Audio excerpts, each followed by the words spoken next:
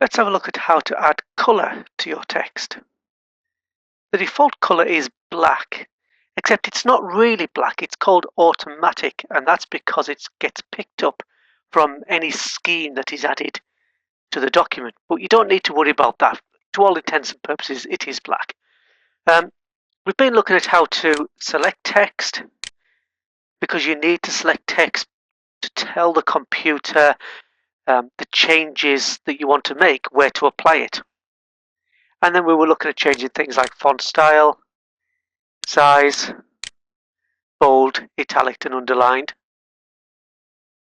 And we also looked at how we could do those features using the menu Format Font, where we could dial those features up here, and also using the effects buttons at the bottom to make things superscript, subscript, embossed, etc. But we're going to have a look at colour.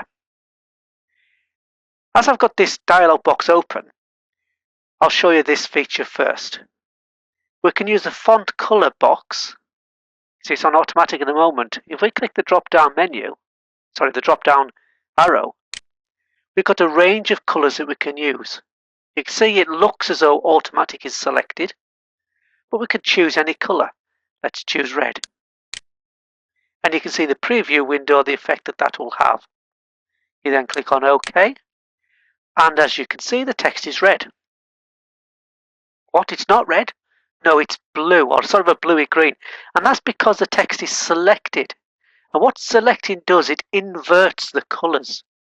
So to see the real effect, you've got to remember to click away to see the effect of the changes. So that was selecting the text and using Format, Font to change the font colour.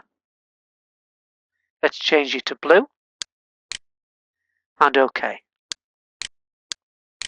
Again, this is a character effect, so it can just be applied to single characters.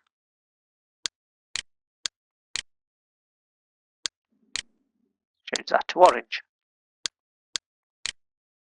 That's a little bit harder for you to see. So that's using the menu system, but we can also use, let's select all the text, we can also use the font colour icon to the right hand side there. I'm just going to move my screen across a little bit so that you can see the effects of this when I click the little arrow to the right hand side of the colour. Again, automatic is at the top. If we click on automatic, it reverts everything back to the standard colour. Click the little drop down, select the text, click the little drop down arrow and choose the colour that you want to use, red. So we can select the text and then use the drop down arrow to the right of the letter A with the colour underneath it. And just notice that colour always reflects the last change that you made. So if I'll come back to that. So we'll choose a colour, and there's the colour green. You can see that letter A now still has green underneath it. So if I want to add that same colour to another word, I don't need to click the drop down and choose it. I can just click the letter A and it will apply that same colour to that text. Select the text, click the drop down, choose the colour you want to use. Notice also there is a more colours option at the bottom. If I select that, I get this dialog box up where I can choose a wider range of colours simply by selecting one from the honeycomb feature and then clicking on OK. And it gives you more variety. That's hard to see, isn't it? It gives you more variety of colours rather than the standard ones, more variation. That's more colours at the bottom, choosing a colour there. And don't really want to go into it particularly, but there's also custom where you can choose an even higher variety of colours.